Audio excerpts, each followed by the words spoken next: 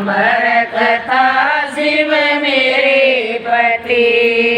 तव गोर धाम सुना दो अमर कथा शिव मेरे पति तव नाथ जी सुनो गोर ज्ञान तुम्हें जिसन दीन्या करी ज्ञान तुम्हें जिसन दीन्या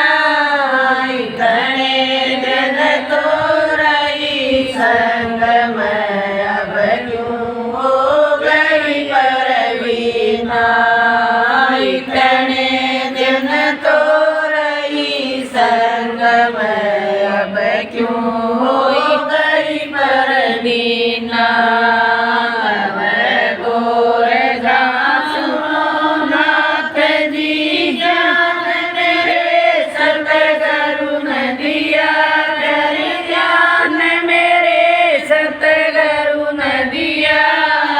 बिना सुने इस अमर कथा तो नहीं सफल नग में जीना बिना सुने इस अमर कथा को नहीं सफल जग में जीना नाथ जी सुनो गोर जाए सोए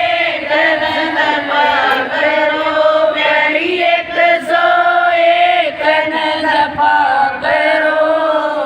उठा उठा के रमन तुमको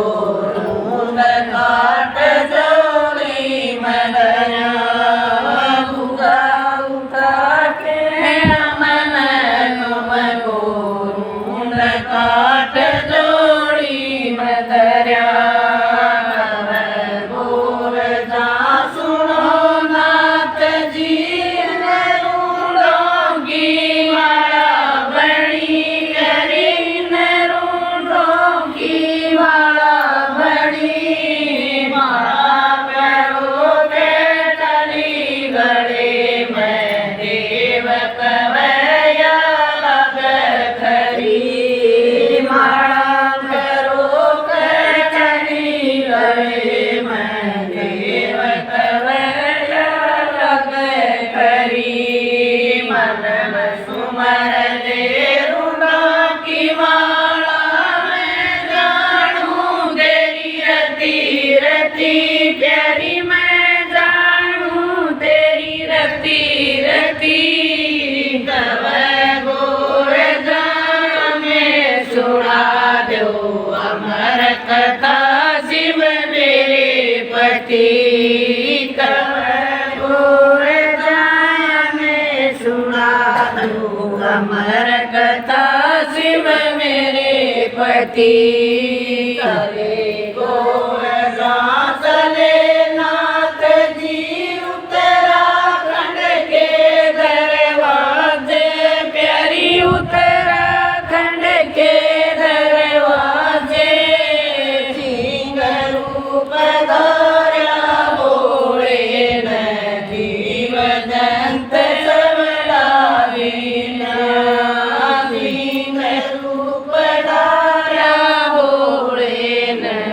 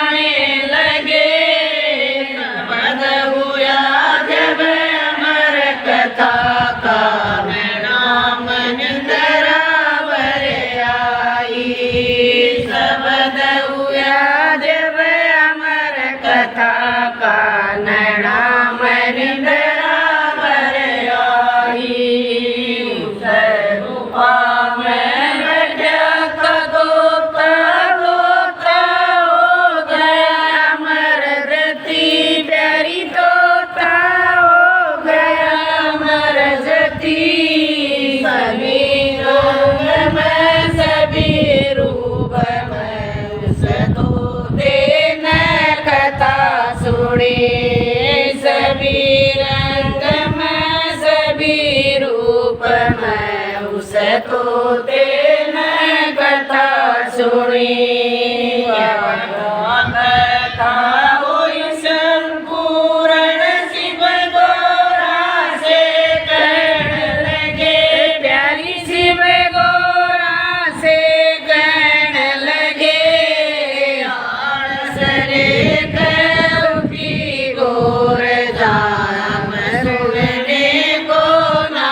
पाए आलस रे करुकी गोर जाम सुनने को ना पाए आया घोड़े के मन में तरसूल घुमाने लगे प्यारी ले तरसूल घुमाने लगे इस धरती पे हम दोनों मोड़ जीव सुनने पाए